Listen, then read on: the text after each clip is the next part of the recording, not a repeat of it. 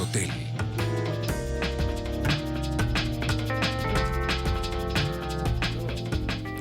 Muy buenas noches, bienvenidos a esta casa, no es hotel. Comentarles, este es nuestro último programa del año. La próxima semana estará Deporte Total ocupando también nuestro horario porque pues le tiene que dar el reporte de todo lo que pasó en el deporte en el año. Así que vamos a intentar este programa hacer una evaluación de los hechos más importantes de este año, más lo que hoy es el hecho político del día, las elecciones en España, las elecciones presidenciales en España sumamente interesantes. He vuelto a invitar a la misma mesa de la anterior semana, creo que han quedado muchos temas pendientes.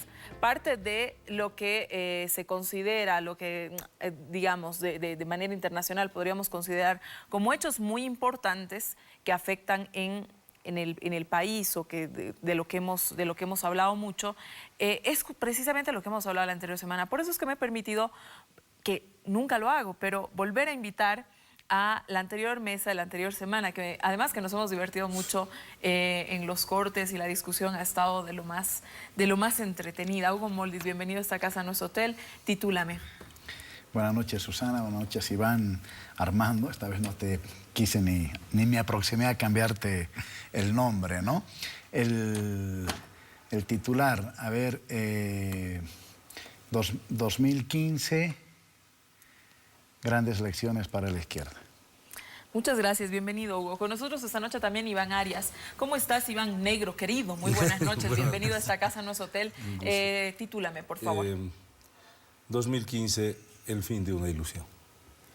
Muchísimas gracias por estar en esta casa, no es hotel. Con nosotros también Armando Ortuño. Armando, muy buenas noches, titúlame. Buenas noches, Susana. Saludos a Iván y Hugo. Como yo siempre, un poco intermedio. 2015, el año de la transición. Bueno, ya vamos viendo cómo se va a desarrollar. Hugo, contigo empezamos. Las lecturas, Argentina-Venezuela. Una que lo que ha sucedido en Argentina y en Venezuela responde a una guerra económica impulsada por el imperio, básicamente. Otra, un poco más autocrítica, podríamos decirlo de alguna manera. La anterior semana sale un artículo en Rebelión. El vicepresidente Álvaro García Linera nos da 5 pasos que debería enmendar la izquierda, lo que se debería, digamos, corregir, ¿no? Dentro de estos procesos. ¿Con qué lectura nos quedamos, Hugo? Con esta que es autocrítica, que señala dónde están los fallos, dónde están los errores, o aquella que responde a que es una lucha del imperio contra estos gobiernos. Con ambas lecturas, porque está clarísimo que el hecho de generar una visión autocrítica y plantear propuestas para corregir el momento actual, en el caso venezolano, en el caso argentino, no excluye el hecho de que en el caso de Venezuela haya sido víctima de una guerra económica sin cuartel, de una guerra mediática, de una guerra política, en fin. Y en el caso de Argentina, sin llegar al nivel de esa intensidad, también producto, ¿no es cierto?, de una campaña mediática también sin precedentes dentro de la propia Argentina. Ahora, hechos que sin embargo, ¿no es cierto?, yo quiero reiterar lo que había señalado la semana pasada, no generan un efecto automático en el caso boliviano, que tiene un modelo económico sólido, que tiene condiciones para enfrentar cualquier tipo de guerra económica, que de hecho la enfrentó a principios del gobierno del presidente Evo, cuando la agroindustria quiso generar un ambiente de desabastecimiento, condiciones para enfrentar eso producto de la propia estructura económica boliviana, en la que los productores pequeños, medianos, son capaces más que de compensar lo que produce la gran industria, y niveles de eficiencia en la administración de la economía, que también, ¿no es cierto?, ciertamente era un déficit en el caso del gobierno venezolano. Y en cuanto a elecciones, asumo gran parte de la reflexión de Álvaro García Linera. Es evidente que cuando un país está cohesionado políticamente, no hay fuerza que pueda derrotar. La Revolución Cubana es un ejemplo de eso. Segundo, cuando hay gestión económica. Tercero, cuando se construye política y poder popular también desde la gente. Y cuarto, cuando se es capaz, ¿no es cierto?, de plantear una propuesta efectiva de largo plazo. Armando, tú que eres un seguidor, un estudioso de los comportamientos electorales, de cómo actúa la sociedad frente a una elección, muchos analistas han dicho que nos encontramos frente a un nuevo grupo votante, que una clase media emergente, una clase media que ahora se llama ciudadanos. Esto viene en detrimento a lo que eran los sectores populares y las aspiraciones de los sectores populares, digamos, en una anterior elección, hace 5 años, en cualquiera de estos países. Yo no lo pondría en términos de contraste. Estamos hablando de los mismos grupos, ¿no es cierto? Solamente que probablemente lo que ha pasado es que estos nuevos, no, más que nuevos, estos segmentos empiezan a tener nuevas aspiraciones, nuevas expectativas sobre la política y también empiezan a reevaluar de alguna manera a los gobiernos que están asumiendo funciones. Yo creo, al respecto, referirte a un tema que así, después de la charla que tuvimos la anterior semana, yo la pensaba un poco. Yo decía, yo creo que donde sí hay un dato fuerte, y creo que eso sí debería hacernos pensar, es el hecho de algo muy natural en la política, que a veces nos olvidamos, ¿no es cierto? Cualquier gobierno que está mucho tiempo, ¿no es cierto?, en funciones, tiene que enfrentar procesos complejos de renovación y de recontactarse permanentemente con sus electores, ¿no es cierto? Y no es un problema solo, yo diría, de los gobiernos y de la izquierda latinoamericana que ahora están enfrentando esta realidad. Si tú ves la historia política, por ejemplo, de gobiernos como Margaret Thatcher en Inglaterra, como Reagan, te estoy dando, o incluso los socialistas franceses o Felipe González, después de 10 o 12 años de gobierno, todos ellos se enfrentaban a situaciones en las que incluso muchas de las cosas que habían hecho bien y por las que se los valoraba empezaban a ser cuestionadas o a ser reevaluadas. Tú sabes, el elector en eso es bastante ingrato. El elector no piensa tanto en el pasado, sino piensa mucho en lo que quiere para el futuro. Y ahora, en este preciso momento, Armando, desde tu perspectiva, ¿cuáles son las nuevas pulsiones que tendría este nuevo electorado, por decirle de alguna manera? Yo creo que hay dos realidades. Yo creo que hay una primera realidad del nuevo electorado, de este electorado. Yo creo que primero hay una preocupación sobre cómo sostener los niveles de bienestar económico que se han logrado en el anterior decenio, ¿no es cierto? Y creo que hay efectivamente la amenaza de la crisis, o en algunos países ya el impacto fuerte de la crisis, empieza en muchos ciudadanos a decir, bueno, ¿hasta qué punto las orientaciones de política económica de los gobiernos en funciones son suficientes para enfrentar los nuevos desafíos de la economía en los próximos años? Primera preocupación.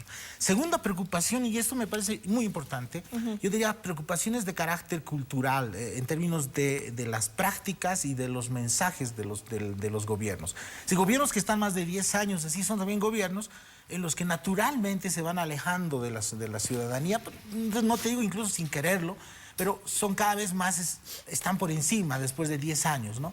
Y si además algunos de estos gobiernos tienen dificultades para escuchar a la gente y tienen un lenguaje más bien de cerrazón, o incluso son percibidos como muy autoritarios, como abusivos o como arbitrarios, entonces eso genera también en ciertos segmentos de la población demandas de, pues, escúchenos más, ¿no es cierto? De, por favor, quisiéramos que el poder envanece, ¿no es cierto? Entonces, bájense un poco el tono. Entonces, yo creo que esos son, digamos, los sentimientos.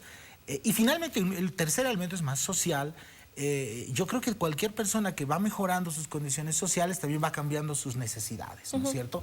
Hace unos 10 años, para muchas personas, por ejemplo, simplemente tener acceso a la salud era un gran resultado. Hoy en día probablemente es un seguro permanente.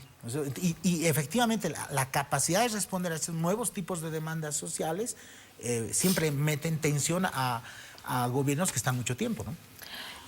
A ver, básicamente, Iván, el comportamiento electoral, lo analizamos la anterior semana, ¿no? El comportamiento electoral de lo que ha sucedido en Argentina, en Venezuela, de alguna manera podría coincidir en varios análisis en lo que acaba de decir Armando, ¿no? Sin embargo, ¿no? La sociedad pareciera que no le está dando chance a estos nuevos gobiernos. La anterior semana, esta semana que ha pasado, Macri ha tenido que enfrentar la movilización más grande de la Argentina. Se ha dejado ver en Venezuela, por ejemplo, las diferencias que habría entre López y Capriles, pero bueno, eso no es una novedad, pero se han dejado ver nuevamente estas diferencias. ¿En qué se traduce eso, Iván? Nos enfrentamos a unos futuros, en el caso del gobierno de Macri, en lo que ha sucedido en Venezuela, a unos nuevos espacios donde va a reinar la ingobernabilidad. ¿A qué te hace referencia que haya sucedido tan pronto esto? Primero, yo no creo que haya ingobernabilidad en Argentina. Yo creo que es la idea que quieren dar los kirchneristas, porque después el dólar se ha estabilizado, son las medidas que eran necesarias. Las reacciones de la señora Bonafini, por ejemplo, para decirte algo, una señora totalmente desprestigiada después de haber representado en su momento realmente una reivindicación importante. En Venezuela, el señor Diosdado Cabello posicionando una asamblea paralela, popular, algo así. Sí, yo creo que son básicamente suspiros, manotazos de ahogado, de un movimiento que no acepta que hay una nueva ola y que un estilo de gobernar no es el más adecuado. Yo por eso, cuando tú me preguntabas del titular, yo te decía el fin de una ilusión. Yo creo que en América Latina está pasando, y creo que todavía no se vislumbra bien, así como fue un fracaso la derrota y la emergencia de estos movimientos populistas, fue el fracaso de todo un periodo neoliberal, de toda una derecha que quería y quiso imponer un estilo de gobierno, una visión, pero que fracasó en el caso boliviano. Creo que también se impone ahora para la oposición, para los que están saliendo, de los que ya están de salida, es también reflexionar y adscribirse a la democracia. Es decir, yo creo que estos movimientos populistas, mientras sigan creyendo que Cuba es democrática, mientras sigan creyendo que Cuba es el socialismo, y como dice Hugo, que nunca se ha rendido, y que después tiene que depender en su momento del petróleo venezolano, luego en su momento del financiamiento de la Unión Soviética, y ahora de los dólares que lleguen de Estados Unidos, está demostrando que un país que 50 años con un sistema donde no hay elecciones, donde no hay democracia, que termine hundido ante el capitalismo, al cual dijo combatir, es decir, va mostrando que yo creo que en América Latina ha llegado el momento que tanto los de derecha como los de izquierda empiecen a pensar realmente qué es la democracia para ellos. Es como decíamos antes en nuestros tiempos, y ahí veníamos con Hugo, y quizás yo en ese sentido me he superado, pero teníamos nosotros la idea de que la democracia para nosotros era simplemente un estadio. Es decir, era un momento que deberíamos aprovechar para destruir. Es decir, nos decían, hay que meterse al Parlamento, hay que hacer elecciones, pero no para fortalecer el Parlamento, no para fortalecerlo, sino para entrar a la boca, al vientre del dragón y destruirlo desde adentro. ¿Por qué? Porque la idea era saltar hacia una sociedad supuestamente más justa, una sociedad más avanzada. Iván, pero ¿qué se puede hacer, digamos, en concordancia a lo que tú dices, digamos, ¿qué se puede hacer con una sociedad que empieza a movilizarse? Y es el caso claro de Argentina, es decir, el hecho de que salgan gentes a las calles, de que se movilicen tantas personas en menos de una semana de gobierno, no indica nada. Pero ¿quién las moviliza? Primero yo estoy siguiendo muy de cerca, precisamente por los debates que teníamos, estoy siguiendo de cerca lo de Argentina. Y lo que han movilizado son los además con muy poco éxito, comparado con las medidas que ha tomado Macri, que todos pensaban que iban a ser rechazadas, que el dólar se iba a disparar. Lo único que ha hecho es estabilizar los precios, y los que han movilizado son estos grupos kirchneristas, ni siquiera para decirte del peronismo, ¿no? Porque los mismos peronistas que están diciendo, oye, demos tiempo, ¿no? Un gobierno que toma medidas en menos de 10 días, ya que ya lo estamos queriendo calificar, ¿no? Y eso responde un poco a esta actitud de la señora Kirchner, que ni siquiera quiso entregar el bastón de mando, ¿no? Es decir, este intento de aferrarse al poder a cualquier lugar, o en el caso de Diosdado Cabello, que quiere cualquier cosa hacer con tal de evitar que la Asamblea funcione. Y ya están empezando a investigar los votos. Entiendo que juegan política, pero a lo que voy, más allá de todo eso, ni queremos que vuelva una derecha cavernaria, que ahora diga, ahora nos toca, y por lo tanto tenemos que empezar a perseguir a todos los que estuvieron en el gobierno y tenemos que encarcelarlos, lo cual no quiere decir que no hagas juicios transparentes, ni mucho menos, pero digamos que es esta lógica de la venganza. Que no se imponga esta lógica de venganza, pero tampoco estos movimientos que a nombre de la democracia han usufructuado durante 10, 12 años, y lo que han hecho es envilecer las instituciones. Poderes electorales poco transparentes, tribunales constitucionales casi totalmente controlados. Es decir, creo que lo que se abre en Bolivia, y tomando las reflexiones del vicepresidente, creo que, por ejemplo, una cosa que le ha hecho mucho daño al MAS ¿no?, en el caso boliviano, es que han evitado la discusión ideológica interna. ¿No hay discusión ideológica, Hugo? Es que ellos mismos han dicho que los librepensantes... Eso es lo que piensa Iván, es lo que piensa Iván. Pero los librepensantes han salido, ¿no? Realmente confunde deseo con realidades, ¿no? Es decir, lo que no tiene propuesta, y está clarísimo, es la derecha, ni en Argentina, ni en Venezuela, y en Bolivia muchísimo menos. Y no la tiene porque ha perdido su capacidad deliberativa, su capacidad propositiva, es decir, tiene solo reacción, es una oposición reactiva, no propositiva. Yo quisiera saber qué le ha planteado la derecha al país desde el año 2006. Absolutamente nada. La democracia que reivindica Iván es la democracia en la que la gente no votaba, mejor dicho, votaba pero no elegía. Esta es una democracia que se ha ampliado, una democracia en la que la gente vota, elige, participa y decide. ¿Cómo vas a decir eso? Es una democracia en que el soberano, como el 21 de febrero, va a decidir. Antes lo decían los parlamentarios en el Congreso. Así que la gente tiene memoria. Aquel muchachito de 9 años, 11 años, 12 años, que hoy tiene 19, 20, 21, quizá no sepa lo que estamos hablando, pero estoy seguro que no se hace meter el dedo a la boca como está planteando Iván. Segundo, tratar de esconder de que Macri ha retrocedido ya en 3 medidas, ojo. Yo creo que ahora es un tipo inteligente, porque sabe escuchar, ha visto la reacción de la gente y ha retrocedido, ¿sí? ¿Va a pasar lo mismo con el tema de la ley de medios? Me imagino que sí, porque él está planteando que hay que cambiarla. Y esta ciertamente es una invitación nuevamente a darle no solo el monopolio informativo a Clarín, sino darle el monopolio de la instrumentalización política. Ahora, lo evidente es que ha retrocedido. Y en el caso de Venezuela, lo evidente es que en una semana se nota más una reacción en positivo, reflexionando sobre los errores cometidos del chavismo, que una iniciativa constante de la oposición. Es decir, parece haberse quedado paralizada solo por el hecho de haber ganado, y me imagino que están administrando todavía su victoria. Sí, yo la verdad que a mí, un poco volver a la discusión de, digamos, a mí el pensar estos procesos que está viviendo América Latina como nuevas rupturas dramáticas de una posición a otra, me cuesta mucho, ¿no es cierto? Me cuesta mucho. A mí, desde el punto de vista electoral, en primer lugar, se han producido por movimientos de ciertos segmentos de electores que ahora han elegido a una posición y a otra. Si no estamos hablando de grandes movimientos de electores, sí, movimientos de electores que tácticamente han votado por un lado y le han dado una mayoría a otra orientación, por una parte.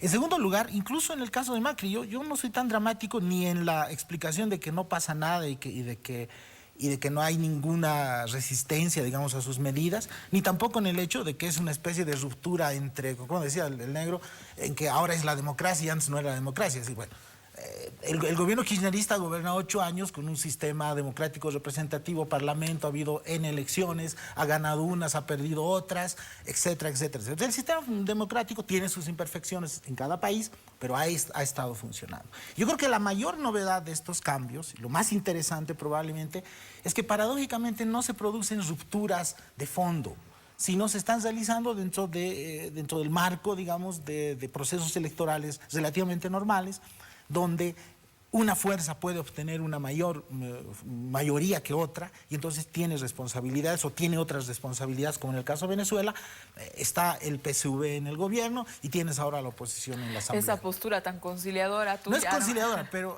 yo tenía una adicional más y ahí sí yo entro a discutir. Sin embargo, lo que ha pasado la última semana sí te muestra algunas cosas que me parecen relevantes para el análisis político. En primer lugar, que todo este discurso de Macri sobre esta especie de asepsia ideológica, ¿no es cierto?, de que al final yo soy aquí, el problema son los resultados. Bueno, las primeras medidas que ha tomado Macri, que las ha mencionado el negro, son medidas claramente que te lo colocan al gobierno de Macri dentro de una visión de derecha liberal. Y ahí no estoy diciendo si es buena o mala, o si va a tener resultados o no, pero es claramente una orientación que contrasta con una economía más keynesiana, más de apostar a la demanda, y esta es una política... no estaba dando resultados. O sea, el problema es si estuviera funcionando, Todavía no sabemos si va a dar resultados, No, negro. vete, En una semana no pero podemos tampoco saber. pero ya estás viendo los primeros. Por ejemplo, Sí, has subido de pero el problema 10 a es- 14. se esperaba que las Eso bolsas se nuevo, dispararan. ese nuevo que tú estás Se diciendo, esperaba que las bolsas eso se nuevo dispararan, que, no tú, se han disparado. que tú decías la semana pasada que va a hacer Macri, no lo está haciendo exactamente. Medidas clásicas, liberales, y eso es lo que le Pero va a ¿qué haría? pasar a la derecha, al pueblo venezolano, si gana la derecha en Venezuela, y lo que va a pasar en Bolivia. Es decir, por eso a eso me refería. No lo decía por descalificar, es decir, no veo yo un proyecto alternativo en la derecha boliviana, en la derecha argentina, Dime si no es en la derecha, alternativo. que no A sea ver. el retornar al pasado. Ahora, un se ratito, puede retornar al discúlpame, pasado, es muy discúlpame. difícil. Dime si no es alternativo plantear que tengamos un tribunal electoral independiente. ¿O es independiente para vos el tribunal electoral? Dime si no es una alternativa plantear que haya libertad de prensa y que no se coarte a los medios de comunicación mediante la publicidad. ¿Sí o no? No es una alternativa plantear que haya un tribunal constitucional creíble. ¿O tú crees que el actual tribunal constitucional es creíble? No es alternativo plantear que se informe cómo se está manejando el Banco Central. El último artículo de don José Antonio Morales has leído. Es mortal. Yacimientos. ¿Quién sabe sobre yacimientos? ¿Cómo se está manejando? Dime si eso no es alternativo. Si tampoco tienes que traerte unas fórmulas de Marte. Hay cosas de sentido común que no se están haciendo. El modelo, Iván, el modelo económico. El modelo, mi hermano, el modelo ¿sabes qué te voy a decir? Lo que ¿qué alternativa el están modelo planteando? económico es simplemente tiene que ser lo que busque para que la gente esté bien. Si tengo que aplicar medidas de justicia social, por ejemplo, los bonos, pero sí tengo que quitarlos en otro lugar, porque ya estoy generando eliminar trabajo. las detenciones, como lo ha hecho Macri en la Argentina, que aquí se debería eliminar los bonos sociales, eliminar no elimino los bonos. etcétera. Es decir, te quedas sin plata y al quedarte sin plata, por lo tanto, tienes menos que distribuirle a la gente. Así que, Lo por que favor, tienes que hacer Iván. es generar trabajo. Sí. Me tengo que ir a un corte. Lamentablemente me tengo que ir a un corte. Esta discusión está maravillosa. Quédese en esta casa, no es hotel. Volvemos con los hechos más relevantes del año, pero en realidad nos hemos quedado discutiendo sobre un hecho relevante del año.